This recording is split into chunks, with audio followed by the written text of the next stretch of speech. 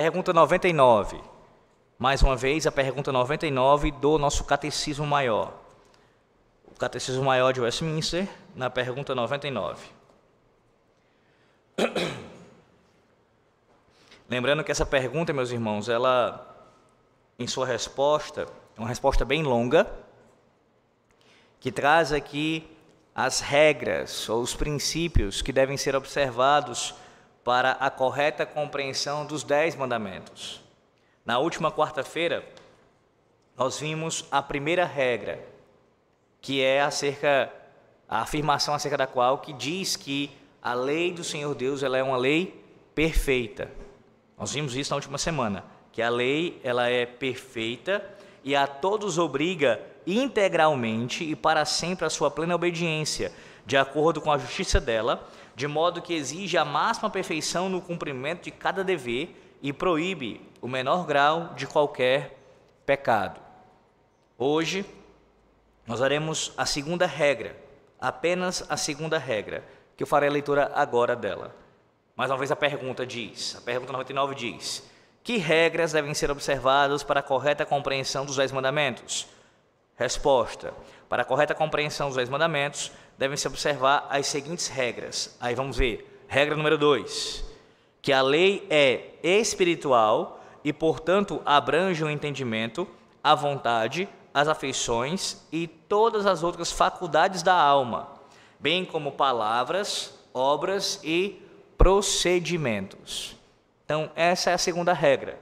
A lei do Senhor Deus, os seus 10 mandamentos, o decálogo, é uma lei que é espiritual.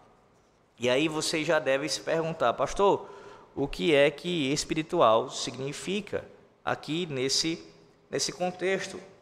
Ora, veja que a própria resposta com relação a essa segunda regra nos diz o que é espiritual no contexto do catecismo. Veja, que a lei é espiritual. O que ele diz na sequência? E, portanto, ou colocando de uma outra maneira, usando um outro termo também explicativo, isto é, ou seja, a saber, portanto, o que é lei espiritual? O que significa lei espiritual? Ela ser espiritual, melhor dizendo. Ela abrange o entendimento, a vontade e assim toda a sequência. Significa dizer que a lei espiritual é uma referência à sua característica quanto a ela ser completamente abrangente. E nesse caso aqui, ela é abrangente no sentido de não se referir apenas àquilo que é externo ao homem. A lei do Senhor Deus, ela não é aplicada apenas para julgar as nossas ações externas. Apenas aquilo que você faz de maneira factível, uma obra realizada por você. Internamente, dentro do seu ser, na sua mente, no seu coração, a lei ela é aplicada também a você como um todo. Então, o adjetivo espiritual aqui é usado com esse sentido. Aquilo que é pertinente ao espírito humano. Aquilo que é concernente ao espírito humano, que abrange o homem em sua inteireza, inclusive naquilo que diz respeito a algo que é interno. E aí o próprio catecismo vai mencionar aqui o que seriam essas coisas. A gente vai ver cada uma delas daqui a pouco. Mas ainda com relação a esse significado da lei do Senhor Deus ser espiritual. Observe o contraste que existe entre a lei de Deus e qualquer lei humana. Qualquer lei humana.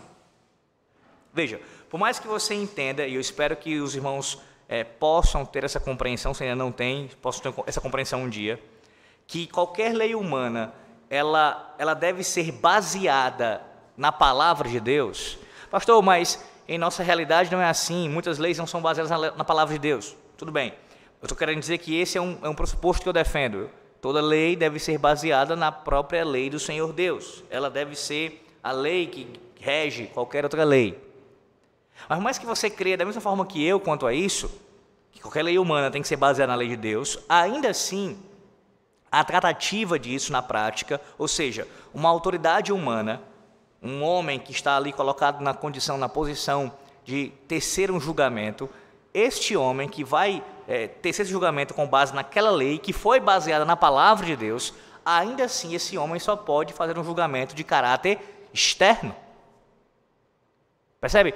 Mesmo numa lei, mesmo usando uma lei que foi baseada na palavra de Deus, ele não tem condição de julgar alguém internamente. Ele não pode fazer isso. E o que dizer então do nosso contexto, onde a maioria ou boa parte das leis não são de forma nenhuma assim, não são baseadas na palavra de Deus? Pior ainda, pior ainda.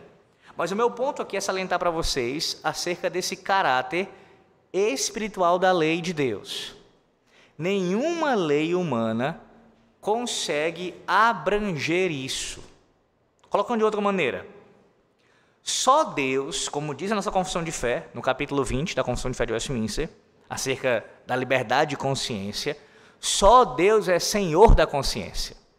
Somente o Senhor Deus é apto para julgar a consciência humana. Nenhum homem, por mais crente que ele seja e esteja usando uma legislação que seja bíblica ou baseada na Bíblia, ele tem essa capacidade. Ele não consegue fazer isso. Somente Deus consegue fazer isso, e ele faz isso pela sua lei, que se aplica também ao homem internamente. É bem verdade que há governos que, infelizmente, eles tentam legislar nessa alçada. Eles tentam violar a consciência humana. Pastor, me dê um exemplo disso. Pense no caso daqueles irmãos, nossos irmãos em Cristo, que vivem em países onde eles não podem professar a fé publicamente. Eles não têm o direito de viverem como cristãos e, por exemplo, terem ali a possibilidade de cultuarem ao Senhor Deus publicamente. Se eles fizerem, serão perseguidos e até, em alguns casos, mortos. O que é isso? Dentre tantos pecados que esse governo está cometendo, um deles é a violação da consciência. A violação da própria consciência do indivíduo, tentando impedir que o indivíduo manifeste assim a sua fé, no caso a fé verdadeira, no Deus único e verdadeiro. Então, perceba essa diferença entre a lei do Senhor Deus, que é espiritual, para com a lei humana. Deus julga não apenas aquilo pela sua lei, que é externo, mas ele tem autoridade e ele o faz e o fará naquele grande dia de julgar também aquilo que é concernente ao espírito ou à alma. E aí nós temos que nos lembrar, ou pelo menos eu espero que você tenha já isso bem claro na sua mente, primeiro do péssimo exemplo no que concerne a esse assunto dos fariseus. Nós lemos agora há pouco, aqui em João capítulo 5, na nossa leitura sequenciada, de como aqueles homens, eles trataram de forma errada o uso da lei de Deus. Os fariseus, eles estavam preocupados, em termos gerais, é claro, preocupados somente com aquilo que era exterior ao homem. Se eles conseguissem, se é que isso é possível, então na verdade não sabemos se não é, se conformar a todos os preceitos externamente falando, eles estavam satisfeitos com relação a isso. Quando a lei do Senhor Deus, desde o seu princípio, ela não era para ser usada somente na aplicação naquilo que é externo. Os fariseus procuravam observar apenas aquilo que era externo. Acrescenta-se o fato também de que eles colocavam outras coisas, além do que a lei de Deus exigia, para serem cumpridas. João 5, que ouvimos há pouco, é um exemplo disso. O que eles fizeram? Eles estavam proibindo o homem de tomar o seu leito, aquele homem que foi curado por Cristo, e andar com o leito, como se isso fosse uma violação da guarda do quarto mandamento, do dia do Senhor. Ora, eles acusaram o próprio Senhor Jesus Cristo com relação a curar no dia de sábado, como se isso fosse algo pecaminoso, fosse uma quebra da lei. Quando, na verdade, obras de misericórdia são próprias do dia do Senhor. Todos os dias e mais ainda no dia do Senhor. Isso é exercer misericórdia, compaixão para com aquele que é necessitado. Então, percebe? Além de ter a ênfase apenas aquilo que é externo, muita coisa foi acrescentada como se fosse exigido pela lei de Deus, quando na verdade não era, não passava de mandamentos de homens. Você ouviu no versículo 18 o texto dizer que Jesus ele violava o sábado, no caso aqui em termos negativos, né? Diz assim, o versículo 18 de João 5: por isso, pois, os judeus ainda mais procuravam matá-lo, porque não somente violava o sábado. Aí quando alguém de forma desatenta lê um texto como esse, chega à conclusão de que, está vendo, a Bíblia diz que Jesus violava o sábado. Não, Jesus não violava o sábado no sentido de quebrar o quarto mandamento. Ele violava a falsa interpretação dos fariseus quanto ao sábado. Essa é a diferença. Ou seja, ele não estava comprometido e não se submetia às regras farisaicas quanto à guarda do quarto mandamento. Porque estas regras, essa tradição dos homens, dos anciãos, não era, nesse caso aqui, procedente da palavra de Deus. Na verdade, era colocada ao lado da palavra de Deus como tendo a mesma autoridade. E assim Cristo condenou veementemente essas coisas. Perceba, o Senhor não condenou a tradição por si só, como se toda tradição humana fosse pecaminosa, não. Mas a tradição que é equiparada à palavra de Deus, que tem o status de inspirada, de inerrante, o mesmo peso de Bíblia, por assim dizer. Então, ele violava não o quarto mandamento, ele cumpriu o quarto mandamento como todos os demais mandamentos. Repito, o que ele violava era o entendimento dos fariseus quanto ao quarto mandamento, tendo como uma das principais características a preocupação apenas com aquilo que era externo. Colocando de outra maneira, os fariseus não estavam considerando o caráter, a característica da lei do Senhor Deus ser uma lei espiritual, abrangente, que inclui o interior do homem. Mas há uma outra questão sobre isso, irmãos. Esse tema, acerca da lei ser espiritual, que também precisa ser ressaltado nessa noite aqui, que seria o seguinte: no caso, os dois lados da mesma moeda, pensando aqui nos dois extremos. Se por um lado, há pessoas como os fariseus, inclusive em nossos dias, que se preocupam apenas com aquilo que é externo, há também um outro grupo que fala dos mandamentos de Deus apenas com relação àquilo que é interno. E qual é o problema com isso, pastor? O primeiro problema com isso é porque você está entendendo o uso da lei, no caso a sua própria característica, como de forma reduzida. Ela não é apenas externa, mas também não é apenas interna. Ela não se aplica apenas àquilo que é externo, mas também àquilo que é interno. Percebe? Se você ficar apenas com um lado, você diminui o seu significado e a sua aplicação, a sua abrangência.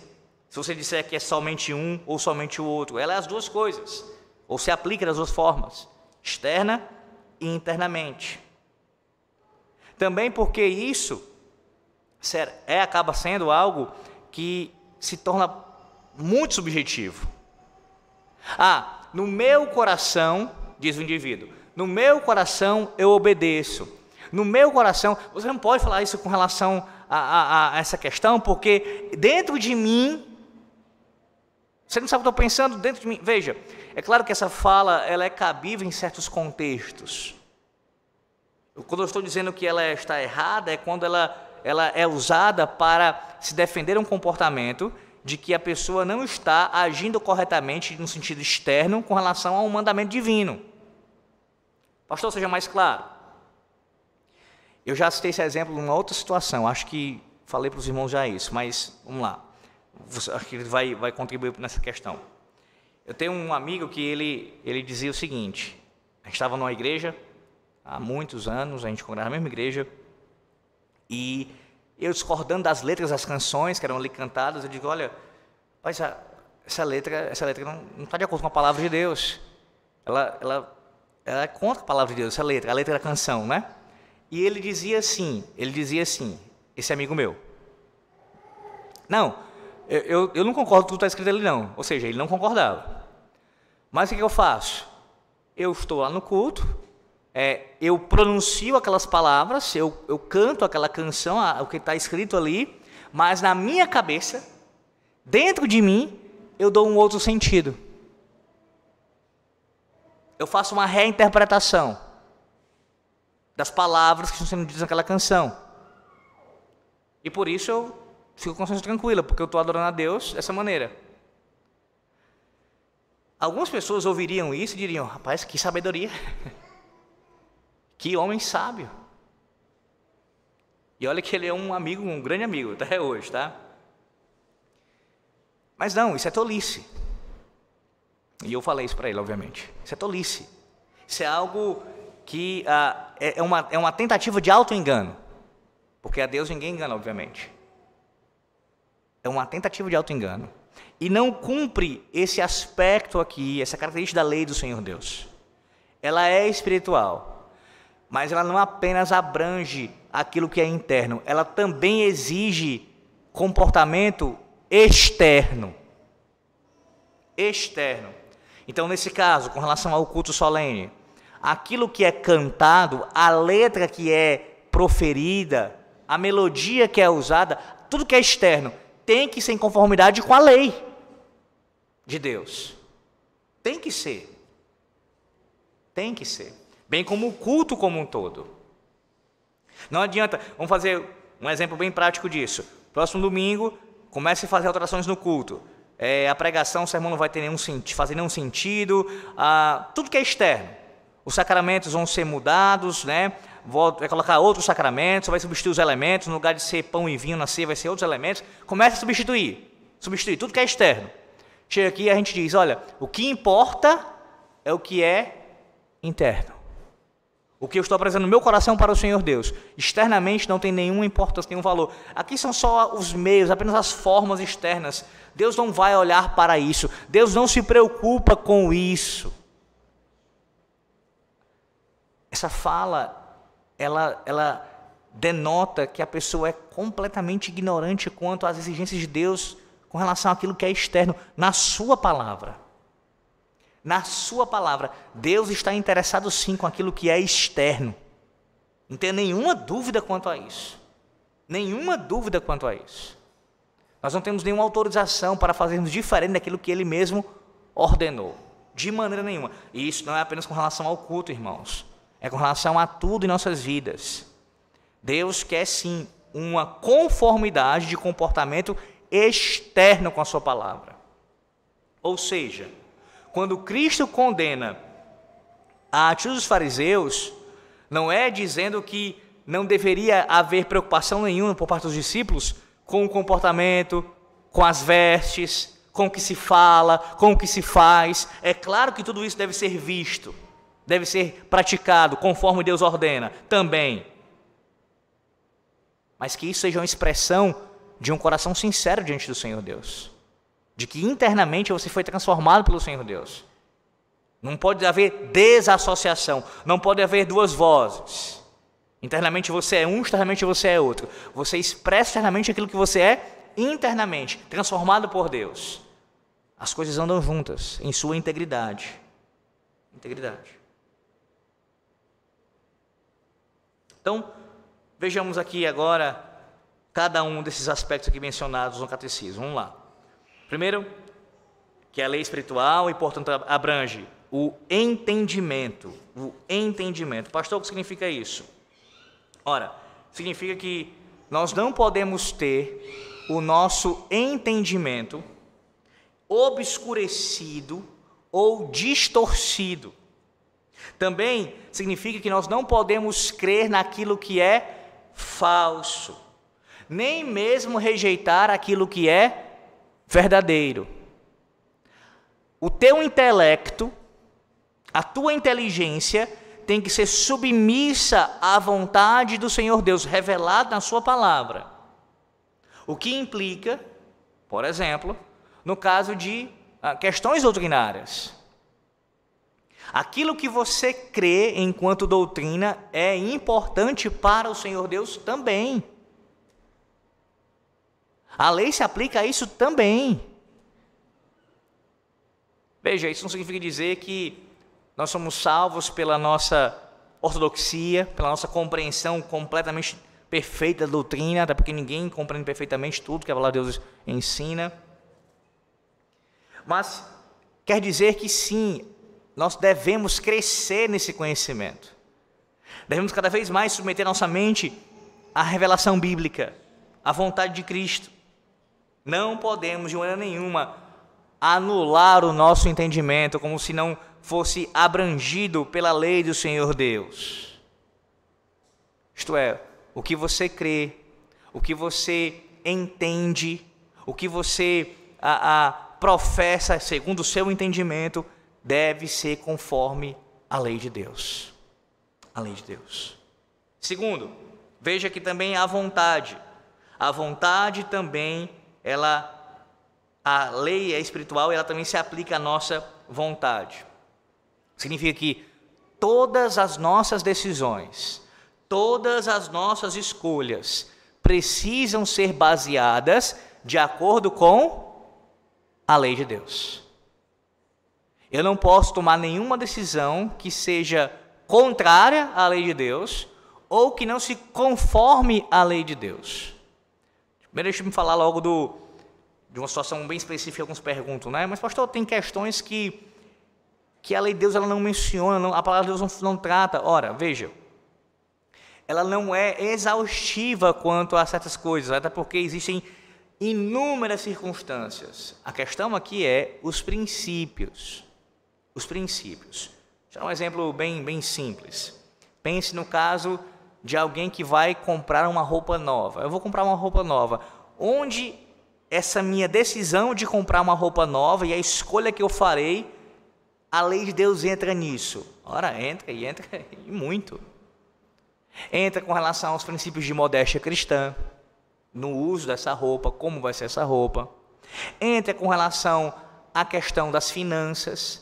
Você vai comprar uma roupa nova, estando endividado, apertado financeiramente de uma forma que vai te prejudicar e a tua família. Percebe?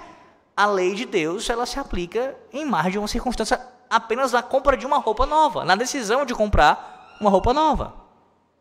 Bem como também de qualquer outro bem material, na mudança de casa. Eu vou mudar de casa. Por quê? As razões apresentadas estão em conformidade com a palavra de Deus? Ou vão contra a palavra de Deus? Exemplo, a pessoa se muda da sua casa, na verdade foi uma mudança uma mudança maior, uma mudança mais complicada, que seria até mesmo mudar de cidade, de estado. E nessa mudança a pessoa não se preocupa primariamente em saber se lá onde ela vai morar há uma igreja que prega o evangelho fielmente.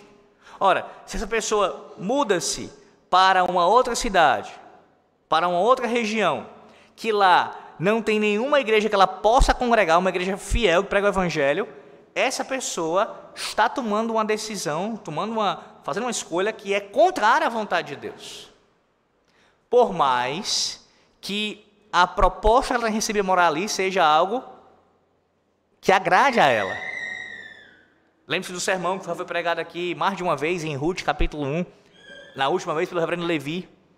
Lembre-se do que Elimeleque fez, deixar a casa do pão e ir até Moabe, deixar onde Deus tinha prometido a sua bênção e a sua provisão espiritual para o seu povo, ainda que o alimento físico estivesse faltando por um momento, por conta de juízo do Senhor Deus sobre a terra. Elimeleque sai para Moabe e as consequências são de duro juízo do Senhor sobre aquela família, sobre Elimeleque e os seus filhos. Então sim, nossas decisões, nossas escolhas têm que ser baseadas na palavra de Deus. A lei é espiritual, abrange a minha vontade. Não existe isso de o que eu vou escolher, o que eu vou fazer conforme simplesmente a minha decisão pessoal. Lembre-se que você é escravo, assim como eu. Nós somos escravos de Cristo. Ele é o nosso Senhor, é Ele quem nos governa. Então, nossas decisões têm que ser baseadas na sua vontade. Na sua vontade. Mas veja uma outra característica aqui também da lei ser espiritual, a aplicação da lei espiritual. Ela se aplica também às nossas afeições. E aí você pode perguntar, pastor, o que é o termo afeições? Olha, normalmente o termo mais usado em nossos dias é o termo emoções. Se refere à tristeza, ira, alegria, tudo isso, tudo isso. Mas como assim as afeições têm que ser submetidas à lei do Senhor Deus? Quer dizer então que ficar triste em si é algo pecaminoso? Não. Se você se entristece pelo seu pecado, por exemplo. Quando você se entristece pelo seu pecado, você está agindo conforme a lei de Deus. Você está submetendo a sua afeição corretamente, ou no caso, demonstrando ela corretamente e submetendo ela à lei do Senhor Deus. Eu me entristeço pelo meu pecado, ou quando eu me entristeço por um irmão que sofre. Também é uma maneira de você demonstrar tristeza segundo a lei de Deus. Agora, pessoas que demonstram tristeza por causa da sua vontade não ser atendida, não, essa não é uma demonstração da afeição estar submissa à vontade do Senhor Deus. E, irmãos, nesses dias que nós vivemos, especialmente nesses dias que nós vivemos, não que isso não aconteceu ao longo da história, aconteceu sim, de outras maneiras, mas há uma intensa procura de pessoas em nossos dias, e dentro da igreja mesmo, por supostos profissionais que têm a capacidade de lidar com as emoções. Procura-se psicólogos e outros da mesma linha, da mesma área, para tratar a alma do homem. Quando as coisas que são apresentadas como razão daquela tristeza, daquela angústia, todo aquele sofrimento, que eu não estou dizendo que não exista o sofrimento naquele indivíduo, mas a raiz daquilo não é nada menos do que o que a Bíblia chama de pecado. E deve ser tratado pelo meio que Deus nos deu, a própria palavra de Deus. A própria palavra de Deus. Pastor, seja mais específico ainda. Vamos lá. Dentro de uma igreja local, há pessoas que têm sim lidado com tristeza, com dificuldades, e a gente tem que respeitar isso, o sofrimento das pessoas, é claro. Mas não poucas vezes, meus irmãos, quando você começa a investigar a raiz daquilo, é raiz de amargura, é falta de perdão, de perdoar o próximo, é falta do exercício da misericórdia, do amor fraternal, é falta de uma busca maior por Deus através da oração. Quando você começa a investigar o problema, você vai descobrindo isso. E aí essas pessoas, dentro da igreja, falta de fé, falta de confiança na providência divina, são muitas as causas, tá? Vou lembrando aqui algumas das coisas que vêm à mente do dia a dia, enfim. E aí você vai conversar com essas pessoas, algumas delas, infelizmente, estão se entregando a procedimentos que não vão resolver o problema. Não vão. Por exemplo, pastor, alguém que se entrega ao uso de medicamentos controlados para tratar as suas afeições, as suas emoções, guarde bem isso, nunca irá resolver. O máximo que fará é uma sensação temporária de alívio, seja por meio de dopar a pessoa e ela dormir, ela apagar, seja por meio, sei lá, ali de uma acalmar aparente dos nervos por causa do que o remédio forte faz, mas não vai no âmago da questão. Se for problema de perdão, vai ter que perdoar, vai ter que lidar com isso. Se for porque está vendo as coisas acontecendo na vida, as coisas difíceis acontecendo na vida, e ela não está sabendo lidar com isso e não crê na providência de Deus que cuida dela, ela vai continuar tendo que lidar com isso. Ela vai acordar depois do seu período ali de sono, de ter ficado apagada, dopada do remédio, e ela vai ter que levantar a cabeça e ver, a luta continua. Eu continuo tendo que batalhar contra o meu pecado, contra as adversidades, contra a minha falta de fé, e assim por diante. Contra ter que lidar com as pessoas que pensam diferente de mim. Eu vou ter que continuar lidando com isso. Essa que é a verdade. E você lida com isso usando as armas que Deus lhe deu. Os meios de graça. Os meios de graça. A palavra, os sacramentos, a oração. Tudo para a nossa santificação, a comunhão dos santos, tudo isso. É lamentável que em nossos dias nós tenhamos tantas pessoas sendo diagnosticadas, e essa é uma conversa frequente em minha casa com relação a esse assunto. Pessoas frequentemente, com muita frequência sendo diagnosticadas com o tal do TDAH. Isso é um assunto para um outro momento, tá? Um outro momento eu vou aprofundar isso. Mas apenas citando en passant aqui. E você vai observar que normalmente isso é por causa de pecado. Pecado. Veja o catecismo ainda. Quais são as demais áreas que a lei também é aplicada? É dito, e todas as outras faculdades da alma. Aqui, essas outras, as demais, ou todas as faculdades da alma, engloba tanto a memória, veja, a memória, bem como também o nosso senso artístico. Primeiro com relação à memória.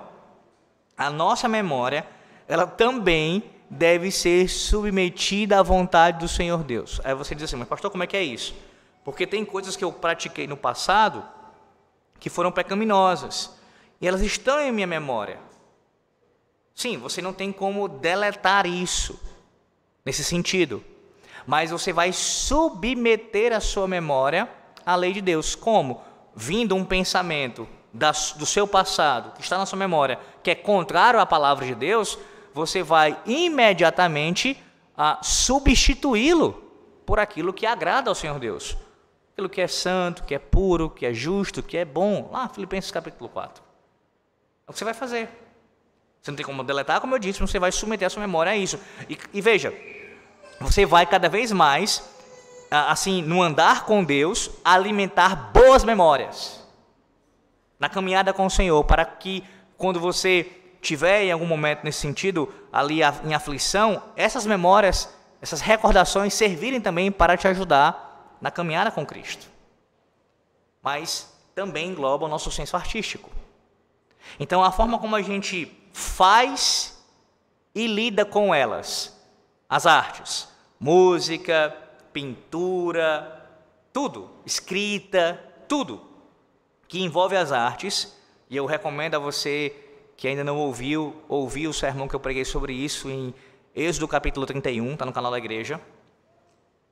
Tudo que se refere às artes também deve ser feito conforme a lei de Deus. As artes, bem como tudo nessa vida, não possui neutralidade.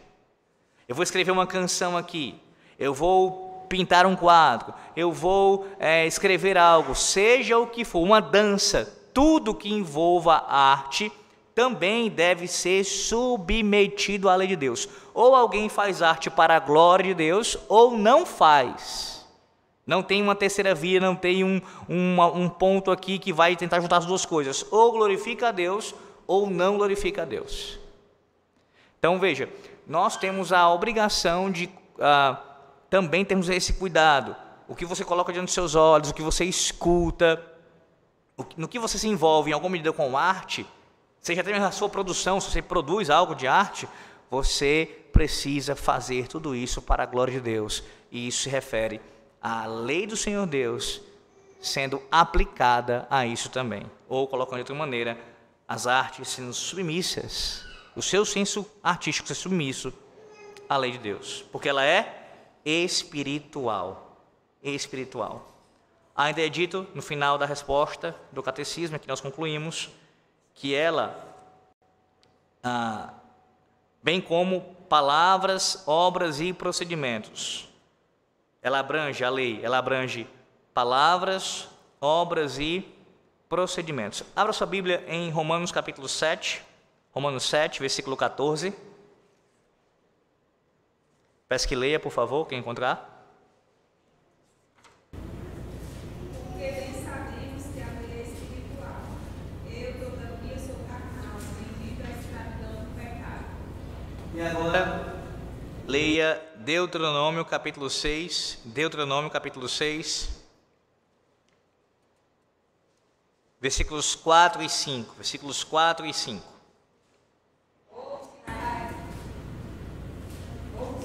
Senhor nosso Deus, é o único Senhor. Amarás, pois, o Senhor teu Deus, de todo o teu coração, de toda a tua alma, de toda a tua força. E por último, o Salmo 119, no verso 96, Salmo este que, do começo ao fim, louva a Deus pela sua lei, pela sua palavra. Salmo 119, verso 96. Tenho visto que toda perfeição tem seu limite, mas o teu mandamento é ilimitado. O que significa então essa última sentença aqui? E pegando já toda a resposta referente à lei ser espiritual. A lei, meus irmãos, ela se refere a todas as maneiras possíveis pelas quais a nossa vida interior ou espiritual se exprime no mundo exterior que nos cerca. Citando aqui Johannes Gerhard dos Vos, refere-se a toda a relação possível do nosso espírito com o nosso ambiente. Não há absolutamente nada que possamos fazer, seja na nossa vida espiritual interior ou na nossa conduta exterior, que não esteja sujeito à lei moral de Deus. O mandamento de Deus é verdadeiramente abrangedor. As tuas palavras e as minhas, a conduta, nossas ações, tudo, absolutamente tudo, a lei do Senhor Deus deve ser aplicada a isso tudo. Então, aqui a gente conclui, e eu quero que você fique com essas duas regras já bem claras em sua mente. Como é que você vai interpretar corretamente os 10 mandamentos, o decálogo? Primeiro, sabendo que é uma lei perfeita. Essa lei, ela é perfeita, ela expressa perfeitamente o caráter do Deus Todo-Poderoso, Deus Santo, que é perfeito. E assim, a nossa obediência a ela deve ser perfeita. Esta é a exigência. Sabemos que somente Cristo cumpriu perfeitamente, mas a exigência é de um cumprimento perfeito, que só se dará no sentido pleno quando Jesus voltar e nós estivermos com Ele para todo sempre. Em segundo lugar, você tem que ter em mente que a lei ela é espiritual. Todos os 10 mandamentos são aplicados tanto interna como externamente em nossas vidas. Todo o nosso ser, vontade, entendimento e afeições. Todas as faculdades da alma, ou seja, memória, inclui aqui, e também senso artístico. E todas as palavras, procedimentos, ações, tudo, nosso comportamento exterior, deve submeter à lei de Deus. Ela abrange tudo isso. Com essas duas regras, a sua maneira de interpretar os mandamentos já possui uma grande diferença. As pessoas aí fora interpretam. Próxima semana, se Deus assim nos permitir, nós veremos a terceira e a quarta regras juntas. As duas. A terceira e a quarta juntas. Tá bom?